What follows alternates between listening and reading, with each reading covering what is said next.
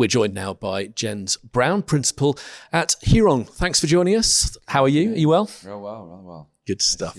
One thing I always like to ask people who work in a more consultation space is, what are the challenges people are looking to solve? We're pretty fortunate to really react to a lot of industries globally. About 30% of our revenue is based on some flavor of higher education. Another 35% or so is based around all the stuff we do in healthcare and hospital systems.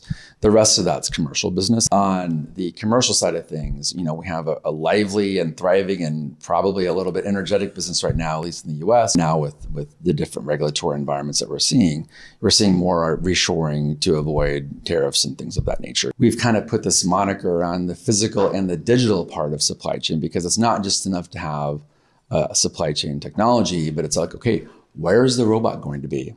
Where is that distribution conveyor system going to be? Where are the trucks going to park? That physical execution side of things we see is really growing. If I think about my Canadian universities and colleagues, they have distinctly different challenges for university environments. Just having empathy to what they're going through is such a big part of it right now. Just meeting them where they're at and having deep appreciation for what they're going through and maybe what some of those challenges are. We can't solve all of them, but love to be a resource when we can. You've covered off so many challenges in such a short space of time there. I think they've all got one key thing in common, and that is the need for agility. We're fortunate to meet folks at different spots in their journey. Sometimes we're involved very early on, pre-selection, on thinking, what is our overall strategy for what we're going to be doing for procurement transformation, for procure to pay, for expense management. Sometimes we get involved much closer to software selection. Those are cataclysmic changes for a lot of these organizations, and a lot of the legacy tools affect that.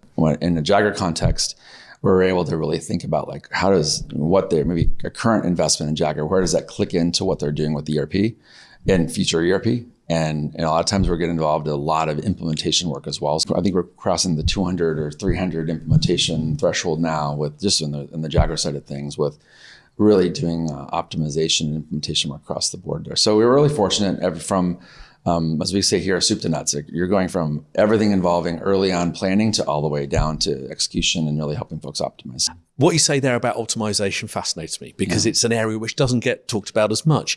For you, how critical is that? Because people could be using a tool, maybe not getting the full benefit from it. Yeah, it's akin to having a house with 5 doors and you've only opened 3 of them. And you really almost don't know what's behind some of those doors.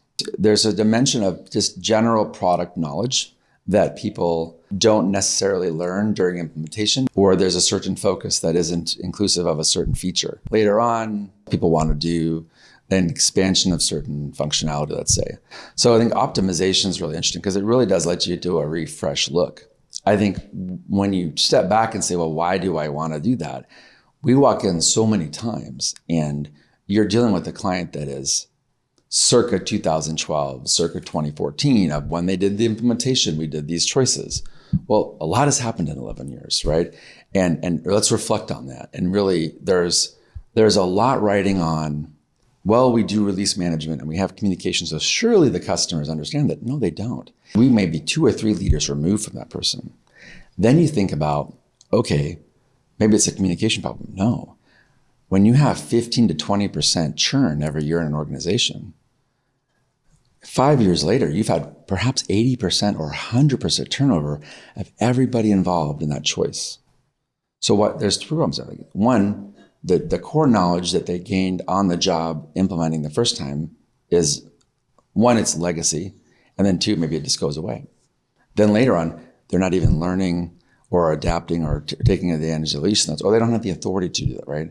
And they just don't know what's in the market and what their peers are doing, what other institutions are doing. So it's optimizations are probably the most intriguing thing, because you're meeting someone where they're at. They're eager to do something better. They're often really fast to do. And as a consultant, you're kind of meeting a peer in a way, where they're dynamically involved in the process. They're excited about the application. They want to keep it and expand it and curate it.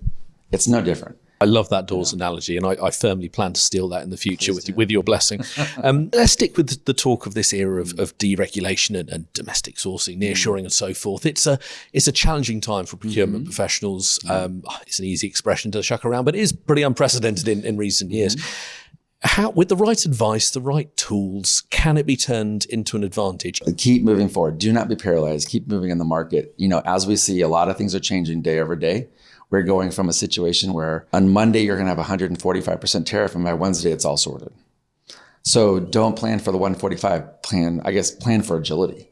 Plan for being able to be in the market, ride the rapid, and I just keep moving. Been hearing more announcements about new technology today, that this pace of change is extraordinary at the moment. For you, what advice do you have for procurement leaders who are trying to keep up with translating the speed of change with the speed of adoption and meaningful adoption? You're seeing so many things in the market right now, and there's so much noise into what we're all seeing with AI.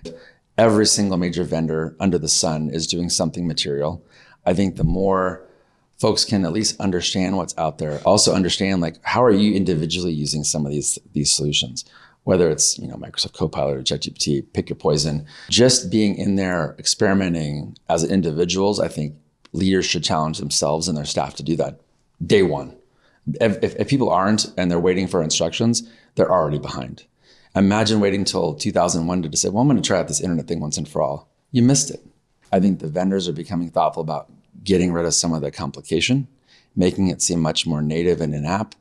We saw some really cool stuff this morning with JAGGAER AI, where you're seeing meeting people with empathy, meeting them where they're at. I'm in a page, I'm doing a contract thing. On the right-hand side, I'm seeing things that are relevant to where I'm at right now. You hear about co-pilots and autopilot, all this, not pilot metaphors. It's almost like a tail gunner. You have someone that's watching your back all the time.